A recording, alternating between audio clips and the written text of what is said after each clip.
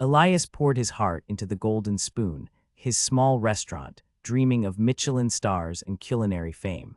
Despite his passion, a sudden economic downturn forced him to close its doors, leaving him heartbroken and without a kitchen. He felt his dream, painstakingly built over years, had vanished overnight. For weeks, Elias wandered the city, feeling the weight of his failure heavy on his shoulders. His once vibrant kitchen tools lay silent in boxes, and he began to doubt his talent, believing his dream was utterly crushed.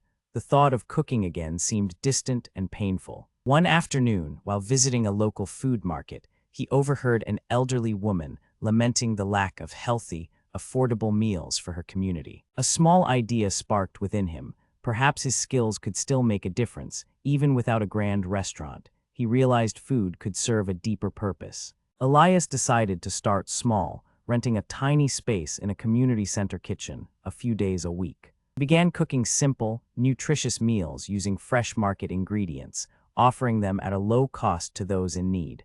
This new focus on service rekindled his passion. Word quickly spread about Elias's delicious, wholesome food and his kind spirit.